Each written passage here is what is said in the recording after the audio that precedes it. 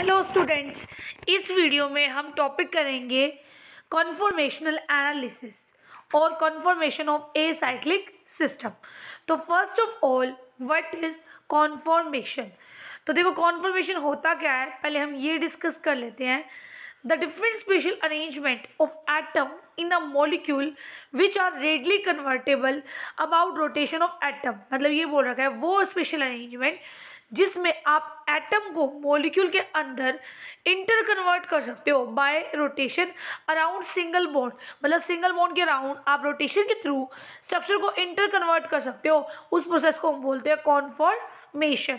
ठीक है, तो कॉन्फॉर्मेशन में होता क्या है कि एक स्ट्रक्चर से क्या है आप दूसरा बना सकते हो रोटेट करके, और जो दोनों स्ट्रक्चर होंगे उनमें से एक स्टेबल होगा, एक ज़्यादा स्टेबल होगा और एक क्या होगा, कम स्टेबल होगा। तो जो ज़्यादा स्टेबल होगा उसको बोलेंगे हम प्रेफर्ड स्ट्रक्चर। ठीक है, तो इस पूरी स्टडी को, मतलब जो ये प्रेफर्ड स्ट्रक्चर की स्टडी है वो आप किस में करते हो, कॉन्फॉर्मेशन एनालिसिस के अंदर।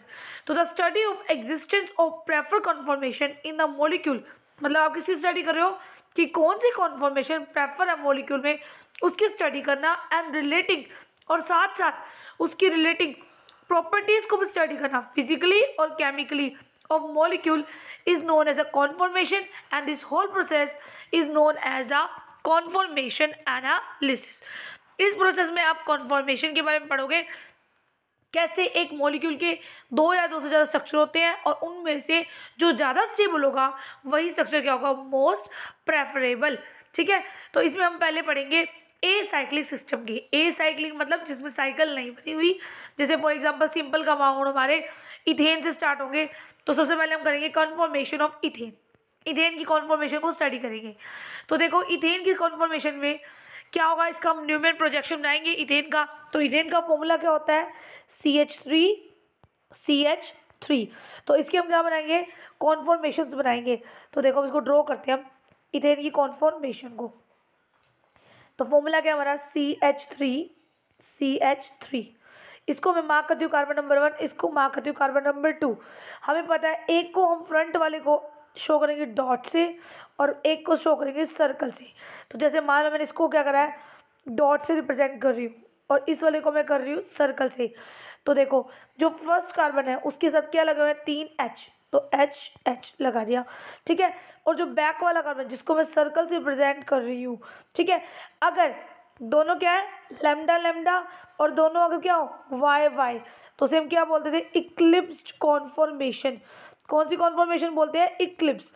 इक्लिप्स कौन सी कॉन्फॉर्मेशन होती है, जिसमें जो एक एटम है exactly one behind the other, एक के पीछे क्या होगा, एक होगा, उसे हम बोलते हैं इक्लिप्स। तो पहले हम इसका इक्लिप्स ड्रॉ करके देखते हैं स्टूडेंट। तो मैंने फ्रंट वाले में क्या बनाया, ये लैम्डा। ठीक है, अब मैं बैक का बनाती हूँ। तो बैक का बनाएंगे हम, बैक का भी क्या बना रही हूँ मैं, वाई बना रही हूँ। देखो ये बनाया वाई, इसका क्या लगाया, H, क्योंकि ये वाला जो कार्बन है इस पर भी क्या लगे हुए हैं, 3H। ठीक है, तो ये देखो, ये हम इस स्ट्रक्चर को बना रहे हैं, किसको, इथीन को। इथीन क्या है हमारा, जिसके ऊपर क्या लगे हुए हैं, 3H। तो देखो CH3, ये लगा जो फ्रंट कार्बन, ये डॉट वाला, इस पे 3H लगा दिए मैंने। एक और है इसके साथ, उसके ऊपर भी क्या लगे हुए हैं, 3H, 1 2 3। ये बैक वाला देखो लगा दिया। अब यहाँ पे क्या है, जो दो हाइड्रोजन है वो एग्जैक्टली क्या है, एक के पीछे एक है, क्योंकि मैंने ये दोनों क्या बनाया है, lambda lambda lambda, Y Y, eclipse. तो ये कौन सी कॉन्फॉर्मेशन ड्रॉ की हमने, इक्लिप्स ड्रॉ की है। किसकी ड्रॉ की है, इथेन की। ठीक है, तो हम कॉन्फॉर्मेशन पढ़ रहे हैं इथेन की। तो मैंने पहले इक्लिप्स ड्रॉ की, लेकिन अब हम क्या ड्रॉ करेंगे, इक्लिप्स में क्या हुआ, ये अनस्टेबल है। तो मैं दोबारा बताती हूँ, इक्लिप्स बनती है अगर हम इसका 60 रोटेशन कराते हैं, तो ये क्या बन जाएगा, स्टैगर्ड। तो देखो कैसे, ये हमारा क्या था, इक्लिप्स कॉन्फॉर्मेशन, H और ये H। ठीक है, अब ये देखो, इसके पीछे एक और है, ये H, ये वाला यहाँ पे H और ये वाला यहाँ पे H। अब करा रहे हैं हम इसका 60 पे रोटेशन। आपको पता है 60 रोटेशन भी क्या होगा, जो ये पीछे वाला कार्बन है एक को आप कांस्टेंट रखा हमने, तो ये इसकी कहाँ जाएगा, बीच में। ये वाला 60 पे रोटेट करके कहाँ आएगा, इसके सेंटर में, ये यहाँ पे। तो देखो, बैक वाला, फ्रंट वाला एज इट इज 3H, 1 2 3। ठीक है, और जो ये वाले हैं ये कहाँ जाएगा, बीच में, यहाँ पे सेंटर में। कितने पे रोटेट कराया, 60 पे। ठीक है, ये वाला भी कहाँ गया, सेंटर में, 60 पे कराया, और ये वाला भी कहाँ गया, सेंटर में। तो ये कितने कितने में वो कितने अपार्ट है, ये 60, ठीक है। तो ये जो कॉन्फॉर्मेशन है फर्स्ट वाली, इसका नाम क्या है, इक्लिप्स्ड। पहले वाली क्या नाम है, इक्लिप्स्ड। और जो ये वाली, ये कौन सी है, स्टैगर्ड कॉन्फॉर्मेशन। इसको स्टैगर्ड क्यों बोला, क्योंकि इसमें क्या है, ये क्या है, 60 के अपार्ट है, ठीक है। जो हमारे एटम्स है नॉन बॉन्डेड, जो आपस में अटैच नहीं है, वो एक दूसरे से 60 के डिस्टेंस में है, वो कौन सी कॉन्फॉर्मेशन है, स्टैगर्ड। ये इसके कंपैरिजन में, पहले वाले की कंपैरिजन में स्टेबल है। क्यों, देखो फर्स्ट वाली की कंपैरिजन में सेकेंड वाली स्टेबल क्यों है, क्योंकि फर्स्ट वाली में जो एटम है नॉन बॉन्डेड एटम, वो एक दूसरे के पीछे है, तो यहाँ पे फोर्स और रिपल्शन क्या है, ज़्यादा। क्योंकि हाइड्रोजन में क्या होंगे, इलेक्ट्रॉन्स, और इलेक्ट्रॉन इन इलेक्ट्रॉन क्या होगी, repulsion. And due two electron electron repulsion energy increase, stability decrease. But in case of staggered conformation, जो दो हाइड्रोजन है वो कितने के एंगल पे है, 60 पे है, तो इसलिए यहाँ पर रिपल्शन तो होगी लेकिन मतलब कम होगी, क्योंकि यहाँ पे कितने पे है, 60 पे है, तो इसलिए इसमें क्या होगा, एनर्जी का लेवल क्या होगा, कम, स्टेबिलिटी क्या होगी, ज़्यादा। इसलिए out of this two confirmation जो स्टैगर्ड वाली है वो क्या है, ज़्यादा स्टेबल है। एक और चीज़ नोट करने की यहाँ पे कि ये क्या हो रहा है यहाँ पे, ये को हम क्या पढ़ रहे हैं, कॉन्फॉर्मेशन। कॉन्फॉर्मेशन कैसे बनी है, रोटेशन करके। किसकी रोटेशन की है आपने, एटम्स की। कौन से एटम के, जो किसमें अटैच है, मॉलिक्यूल में। और ये कौन से प्रोजेक्शन पढ़ रहे हैं हम, न्यूमैन प्रोजेक्शन के अंदर। ये कौन सी कॉन्फॉर्मेशन है, स्टैगर्ड है। क्यों, क्योंकि स्टैगर्ड के अंदर क्या होता है, एक वाई और एक क्या होता है, लैम्डा। तो हम चेक कर सकते हैं, यहाँ पे हमारा क्या है, ये वाई है पहला, ये देखो ये क्या है, लैम्डा, और बैक वाला क्या है, वाई। लेकिन इक्लिप्स में क्या होते हैं, दोनों वाई वाई, ठीक है। तो ये वाला हमारा है कॉन्फॉर्मेशन ऑफ इथेन। तो ये इथेन की आपकी कॉन्फॉर्मेशन थी। इसमें दो टाइप की कॉन्फॉर्मेशन बनती है, एक क्या बनती है, इक्लिप्स, और एक आपकी बनती है स्टैगर्ड, ठीक है। तो अब देखो इसमें क्या बोल रखा है कि व्हेन मॉलिक्यूल को जब आप रोटेट करते हो about carbon carbon single bond, तो टू कॉन्फॉर्मेशन बनती है आपकी, एक स्टैगर्ड कॉन्फॉर्मेशन, तो दूसरी क्या बनती है, eclipse. And this two extreme जो आपकी कॉन्फॉर्मेशन है, ये वाली हम डिस्कस करेंगे। ये देखो एक ये बना रखी, एक ये बना रखी, ये बना रखा है। जो इक्लिप्स वाला है, जो दोनों, जिसमें क्या है, इक्लिप्स में क्या होता है, दोनों लैम्डा लैम्डा, ये दोनों वाई वाई। तो जो यहाँ पे एंगल है वो कितना है, 0। यहाँ पे भी एंगल क्या होगा, 0। ये कौन सी क्या है, ये आपके है इक्लिप्स, ठीक है। ये इक्लिप्स कॉन्फॉर्मेशन क्या है। लेकिन अगर बात की जाए स्टैगर्ड कॉन्फॉर्मेशन की, तो स्टैगर्ड के अंदर हमारा एक वाई तो दूसरा लैम्डा। तो अगर पहले वाला लैम्डा तो दूसरा क्या हो जाएगा, वाई। तो ये आपकी कॉन्फॉर्मेशन होती है, और इसमें एंगल अप्रोक्सीमेट कितने का आता है, 60 का। तो ये स्टूडेंट आपकी इक्लिप्स और स्टैगर्ड कॉन्फॉर्मेशन है इसमें। और स्टैगर वाला क्या होता है, स्टैगर्ड जो आपका मोस्ट स्टेबल होता है। तो ये बता रखे इसमें, ठीक है। तो दो कॉन्फॉर्मेशन बना के दिखा रखी है हमारे को। नेक्स्ट इसमें देखो बाकी क्या बता रखा है कि जो आपके स्टैगर्ड कॉन्फॉर्मेशन है उसमें जो आपका डायहाइड्रल एंगल है वो 60 है। डायहाइड्रल एंगल कौन सा है, जो ये दो हाइड्रोजन के बीच में जो ये एंगल बन रहा है, जो दो नॉन बॉन्डेड। क्योंकि देखो स्टूडेंट, ये दो जो हाइड्रोजन है वो एडजेसेंट कार्बन की हाइड्रोजन है। कौन सी हाइड्रोजन है, एडजेसेंट की, ये आपस में अटैच नहीं है। तो जो इनके बीच का एंगल होगा दैट इज कॉल्ड डायहाइड्रल एंगल, उसे हम क्या बोलेंगे, डायहाइड्रल एंगल बोलेंगे, ठीक है। और जो एंगल है between the attach between the front, मतलब ये वाली हाइड्रोजन कौन सी है आपकी, जो ये फर्स्ट है वो हमारी क्या है, फ्रंट। ये फ्रंट है और ये क्या है, बैक। जो फ्रंट और बैक के बीच में हाइड्रोजन के बीच में जो एंगल बन रहा है उसका नाम क्या है, डायहाइड्रल एंगल। या फिर जो बैक वाला हाइड्रोजन, इसको आप रियर हाइड्रोजन भी बोलते हो, ठीक है। और जो एंगल बनेगा उसका नाम होगा टॉर्सनल एंगल। समझ आया कि the angle form between the front hydrogen और रियर हाइड्रोजन। फ्रंट हाइड्रोजन ये वाली और ये रियर, इसको बैक हाइड्रोजन बोलते हैं। इनके बीच का जो एंगल है उसका नाम क्या है, ठीक है। एक तो डायहाइड्रल एंगल बन रहा है, उसको हम बोलते हैं टॉर्सनल एंगल भी। जो डायहाइड्रल और टॉर्सनल वो एक ही चीज़, एक ही मतलब कंसेप्ट है, दोनों एक ही के नाम है। तो इस एंगल को हम डायहाइड्रल एंगल भी बोल सकते हैं और क्या बोल सकते हैं, टॉर्सनल एंगल। कौन सा एंगल होता है, the angle which are form between the front and rear hydrogen. जो फ्रंट और रियर हाइड्रोजन के बीच में बनता है उसी को हम क्या बोलते हैं, टॉर्सनल और क्या बोलते हैं, डायहाइड्रल एंगल, ठीक है। इसी को हम बोलेंगे डायहाइड्रल और टॉर्सनल एंगल। अगला है इक्लिप्स। इक्लिप्स कौन सी होती है कॉन्फॉर्मेशन, जिसमें कितने का एंगल बनता था हमारा, इक्लिप्स वो कॉन्फॉर्मेशन है जिसके अंदर हमारा एंगल बनता है 0। ठीक है। तो जिसमें 0 एंगल बनेगा क्योंकि exactly one behind the other, तो इनमें जो एंगल होगा, जो नॉन बॉन्डेड एटम के बीच का जो टॉर्सनल एंगल या डायहाइड्रल एंगल होगा वो कितना होगा, 0। अब हम इसके लिए क्या करेंगे, एनर्जी कर्व ड्रॉ करेंगे। तो एनर्जी कर्व देखो क्या कर रखा है, एक तरफ पोटेंशियल एनर्जी ली है, ठीक है, एक तरफ एंगल लेनी है। अगर हमारा जो है एटम 0 एंगल में, 0 में मतलब एग्जैक्टली वन बिहाइंड अदर, तो इस पॉइंट पर क्या होगी एनर्जी, मैक्सिमम एनर्जी ज़्यादा होगी। तो अगर एनर्जी ज़्यादा तो स्टेबिलिटी कम। तो एक तरफ ले रहे हैं पोटेंशियल एनर्जी, ठीक है, जिसको हम रिप्रेजेंट करें किलो कैलोरी पर मोल, और दूसरी तरफ हम ले रहे हैं डायहाइड्रल एंगल ऑफ रोटेशन, या फिर जिसको बोलते हैं हम टॉर्सनल एंगल। तो ये एक तरफ ले रहे हैं इस तरफ, ठीक है, जो हॉरिजॉन्टल लाइन है उस पर ये ले रहे हैं एंगल्स, और जो वर्टिकल है उस पर हम ले रहे हैं पोटेंशियल एनर्जी, ठीक है। तो मैं बोल रही हूँ 0 डिग्री एंगल पे क्या होंगे दोनों, वाई वाई ये लैम्डा। तो देखो इस केस में यहाँ पे इस पॉइंट पे क्या होगा, एनर्जी क्या होगी हमारी, ज़्यादा मैक्सिमम होगी और स्टेबिलिटी कम। लेकिन जैसे ही एंगल 60 आएगा, तो एंगल जब 60 आया था तो फर्स्ट वाला एज इट इज़, इसका मतलब यहाँ पे हाइड्रोजन है, मैं शो नहीं कर रही हूँ, ठीक है, क्योंकि हम किसका पढ़ रहे हैं, इथीन का। तो नो दैट कि सब जगह क्या होगी, हाइड्रोजन। तो अब देखो 60 भी क्या होगा, ये यहाँ पे आ जाएगा बीच में, यहाँ पे। तो इस केस यहाँ पे पॉइंट पे आके क्या होगा, एनर्जी कम हो जाएगी, क्योंकि थोड़ी क्या हो गए 60 एंगल के पे अपार्ट में, ठीक है। तो इस पॉइंट पर क्या होगी हमारी स्टेबिलिटी, क्या होगी, ज़्यादा होगी, एनर्जी कम हो जाएगी। फिर नेक्स्ट फिर 60 पे रोटेशन कराओ, तो 60 पे रोटेशन कराओ, जो फ्रंट वाला है वो एज इट इज़। अब ये जो बीच में था वो इसकी कहाँ आ जाएगा, पीछे यहाँ पे, ठीक है। तो ये वापस और ये वाला भी वापस, क्योंकि देखो ये वाले यहाँ पे आ जाएंगे ना 60 पे रोटेट करते ही, फिर वापस 60 पे रोटेट करो, ठीक है। तो जैसे आप 60 पे रोटेट करोगे तो क्या होगा, अब ये दूसरे के पीछे थे, अभी फ्रंट वाला है, अब ये बीच में आ जाएंगे। तो हर बार 60 पे रोटेट करने पर एक बार एग्जैक्टली वन बिहाइंड अदर, और फिर उसके बाद क्या होंगे 60 पे आएंगे, 60 का एंगल बनेगा, फिर वापस 60 पे करोगे तो ये कहाँ आ जाएंगे, exactly one behind the other, फिर वापस 60 करोगे तो बीच में, और फिर उसके बाद वापस 60 करोगे तो क्या हो जाएगा, एग्जैक्टली पहले वाला ये एज इट इज़, अब ये वाला यहाँ पे आ जाएगा, ठीक है। इसको मैं अलग कर से दिखाती हूँ, ये वाला यहाँ इसके पीछे, और ये वाला इसके पीछे, और ये वाला इसके पीछे।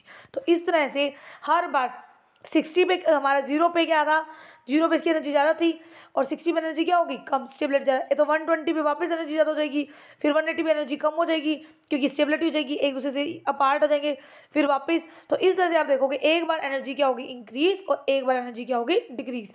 वो क्यों हो रहा है, क्योंकि आप देख सकते हो मैं 2 ही सेक्शन बनाती हूँ, इन्हीं की एंगल लिखती जाती हूँ, आप समझ जाना, ठीक है। तो ये देखो यहाँ पे 2 डिफरेंट कलर से दिखाते हैं, फ्रंट वाला एज इट इज़। अब बैक वालों को दिखाती हूँ, ये बैक वाले हैं, ये एंगल है अपना 0। तो इस केस में एनर्जी क्या होगी, ज़्यादा, क्योंकि एक दूसरे के पीछे हैं, ठीक है। अब मैं बनाती हूँ ये, इसमें कितने में बना रहे हैं हम, ये हम बना रहे हैं 60 पे, जब ये रोटेट कर गया तो ये 60 पे रोटेट करने में, ठीक है। सारे आइटम सेम है तो शो ही नहीं कर रही है, सब जगह हाइड्रोजन लगी है, ठीक है। ये हमें पता है कि सब जगह क्या है, हाइड्रोजन, क्योंकि हम किसका पढ़ रहे हैं, इथेन का। तो इथेन में हर जगह क्या होगी, हाइड्रोजन होगी। तो देखो यहाँ एंगल कितना है, 0। तो अब ये वाला कब स्ट्रक्चर कब बनेगा, जब एंगल कितना होगा, 60। अब ये वाला कब बनेगा, 120 पे वापस ये बन जाएगा जब आप इसको रोटेट करोगे। फिर 120 के बाद 180 पे कौन सा बनेगा, ये वाला। 180 के बाद वापस 240 पे ये वाला, ठीक है। और 240 पे वापस 60 आएगा तो 300 पे ये वाला, और 360 पे ये वाला। तो हम चेक कर सकते हैं सारा कि 60 पे 0 पे एनर्जी क्या होगी, सबसे ज़्यादा, फिर कितने में ज़्यादा एनर्जी ज़्यादा होगी, एनर्जी ज़्यादा। यहाँ पे 60 में एनर्जी क्या होगी, कम, क्योंकि स्टैगर बन के स्टैगर की एनर्जी कम होती है। फिर वापस आओ, फिर कितना है हमारा 0। यहाँ पे कौन कौन से एंगल है, एक तो हमारा क्या है 0 है यहाँ पे, ठीक है। फिर कौन सा है 120, क्योंकि 60 यहाँ आया, फिर 120 ये 180 हो गया, फिर यहाँ पे 240, ठीक है। और फिर क्या आया वहाँ पे 300, तो ये 360। तो इन एंगल्स पे इक्लिप्स बनता है, इसलिए इनकी एनर्जी ज़्यादा देखो 0। फिर ये कौन सा 120, फिर 240, और ये क्या 360। तो इन पे एनर्जी क्या होगी, ज़्यादा, और बाकी बचे हुए एंगलों पे एनर्जी क्या होगी, कम, क्योंकि यहाँ पे स्टेबलेट नीचे कौन सा स्ट्रक्चर एग्जिस्ट करे, स्टेगर्ड, और ऊपर कौन से करे हैं, इक्लिप्स। तो इस यहाँ पे हमने ये डायग्राम बनाया है, ठीक है। तो ये तुम्हें समझ आ गया होगा। तो इसमें यही दिखा रखा है कि कौन सी कॉन्फॉर्मेशन स्टेबल है और कौन सी नहीं है। तो बस आपको उसके बेस पे कर्व बनाना है, स्टैगर्ड और इक्लिप्स के बेस पे, ठीक है। स्टैगर्ड स्टेबल होते हैं क्योंकि इसमें टॉर्सनल एंगल 60 होता है, और वहाँ पर जो इलेक्ट्रॉन, वहाँ पे क्या होगा कि जो आपके हाइड्रोजन है वो क्या होंगे, मैक्सिमम एंगल पे होंगे, जिसकी वजह से क्या होगा, उनके बीच में रिपल्शन कम से कम होगी। तो इसी को एक्सप्लेन कर रखा है। टॉर्सनल स्ट्रेन क्या होती है, वो extra energy of eclipse confirmation की, मतलब यहाँ पे एक्स्ट्रा एनर्जी होगी ना, क्योंकि एटम क्या है, एक दूसरे की जस्ट बिहाइंड अदर है, एक के पीछे एक है, जिसकी वजह से क्या होगा, एनर्जी इंक्रीज होगी। जो एक्स्ट्रा एनर्जी है उसका नाम ही क्या है, टॉर्सनल स्ट्रेन। टॉर्सनल स्ट्रेन क्यों है, क्योंकि जो ये एंगल है, जो एंगल हमारा बनता है दो नॉन बॉन्डेड एटम के बीच में, उसका नाम क्या है, टॉर्सनल एंगल। और जो इसकी वजह से स्ट्रेन होगी उसका नाम क्या पड़ जाएगा, टॉर्सनल स्ट्रेन। जो एक्स्ट्रा एनर्जी उसी को हम क्या बोलते हैं, स्ट्रेन। ठीक है, तो यहाँ पे इसको क्या बोलेंगे, हम टॉर्सनल स्ट्रेन बोलेंगे। तो यहाँ पे बोल रखा है एनर्जी जो बैरियर है between the staggered and Eclipse conformation is इथिन का कितना है, 2.9 किलो कैलोरी पर मोल है। और जो RT मतलब ये जो बैरियर है ये ज़्यादा है किससे, हमारे RT से। ठीक है, एट रूम टेम्परेचर पे, और लेस देन होनी चाहिए 60 to 20 kilo calorie energy barrier for complete restricted rotation. यहाँ पे ये बोल रखा है जो एनर्जी बैरियर है स्टैगर्ड और इक्लिप्स कन्फॉर्मेशन का, वो कितना है हमारा, अप्रोक्स हमारा वो है 2.9 है स्टूडेंट। ठीक है, ये बैरियर ज़्यादा है हमारा, देखो कि 2.9 वैल्यू किससे ज़्यादा है, 0.6 से। तो यही तो बता रखा है यहाँ पे, RT की वैल्यू कितनी है, 0.6 दे रखी है, रूम टेम्परेचर पे होती है हमारी, रूम टेम्परेचर जो वैल्यू है बैरियर की वो 0.6 है, लेकिन जो एनर्जी बैरियर वो 2.9 है। ठीक है, तो एनर्जी बैरियर क्या है, ज़्यादा है, ज़्यादा होने की वजह से रूम टेम्परेचर पे, और लेस है किससे, लेस है हमारा 60-20 मतलब कंप्लीट डिस्ट्रिक्ट रोटेशन से कम है। तो 10, इसलिए जो रोटेशन होगी कार्बन ना इधर कम्प्लीटली फ्री, ना तो ये कम्प्लीटली फ्री है और ना ही फ्रोज है। कहने का मतलब ये है कि ना तो कम इतना फ्री है कि आप कभी भी कैसे भी रोटेट कर दो, और ना ही इतना ज़्यादा फ्रोजन है कि आप रोटेट ही ना कर पाओ। तो इस पूरे पैराग्राफ में एनर्जी के बारे में एक्सप्लेन कर रखा है कि जो एनर्जी है हमारी कॉन्फॉर्मेशन की वो कितनी, इक्लिप्स कॉन्फॉर्मेशन और स्टैगर्ड की एनर्जी बैरियर वो 2.9 है। वो 2.9 0.6 से तो एक्स्ट्रा है, बट 16 to 20 किलो कैलोरी जो चाहिए होता है कंप्लीट रोटेशन के लिए उससे कम है, मतलब कंप्लीट रोटेशन से तो कम है, लेकिन रूम टेम्परेचर की एनर्जी से ज़्यादा है। तो इसलिए ना तो ये कंप्लीट फ्रोजन है, मतलब ऐसा नहीं है बिल्कुल कि आप रोटेट ही ना कर पाओ, और ऐसा भी नहीं है कि आप पूरा ही स्ट्रक्चर रोटेट कर दो। तो ये बता रखा है इसके अंदर बस। ठीक है, तो ये थी हमारी कॉन्फॉर्मेशन ऑफ इथीन। तो इथीन की कॉन्फॉर्मेशन हमारी कंप्लीट हो गई। अब देखो इसमें नेक्स्ट क्या है, कॉन्फॉर्मेशन ऑफ प्रोपेन। प्रोपेन का स्ट्रक्चर क्या होता है हमारा, CH3 CH2 और CH3, ये होता है हमारा प्रोपेन। अब देखो हमें प्रोपेन के लिए भी क्या बनाना है, न्यूमैन प्रोजेक्शन। तो न्यूमैन प्रोजेक्शन कैसे बनाओगे, नंबरिंग कर दो इसके ऊपर, प्रोपेन के ऊपर। मैं फर्स्ट इस कार्बन को नंबर 1 दे देती हूँ, इसको दे देती हूँ नंबर 2। तो देखो एक को हम किससे शो करते हैं, डॉट से, और एक को डॉट से, और एक को किससे शो करते हैं, सर्कल से। तो देखो सर्कल से बना रखा है। अब मुझे क्या करना है, जो डॉट वाला है ये मैंने डॉट वाला बना है, तो इसमें क्या है 1 2 3, 3 हाइड्रोजन लगे, 1 2 3, 3 हाइड्रोजन लगे। और दूसरे वाला जो ये वाला कार्बन है इसको देखते हैं हम, इस पर देखा तो क्या है, इस पर हमारे पास C, और उस पर क्या है 2H ये वाले, और एक क्या लगा है CH3। तो बैक वाले पे क्या लगा है, एक तो हमारा क्या लगा है, 2 तो H लगे हैं, और एक क्या लगा है CH3। तो CH3 ये H और ये क्या है H। ये कौन सा है, ये सर्कल वाला कार्बन है। ठीक है, ये कौन सा है, सर्कल वाला। और ये कौन सा है हमारा, डॉट वाला। डॉट वाले में 1 2 3, तो 1 2 3 हाइड्रोजन लग गए, और उसमें 2 हाइड्रोजन एक CH3 तो मैंने लगा दिया। तो ये कौन सी कॉन्फॉर्मेशन होगी, जो ये वाली हमारी, ये स्टूडेंट हमारी जो मैंने पहली बनाई है, ये हमारी इक्लिप्स है।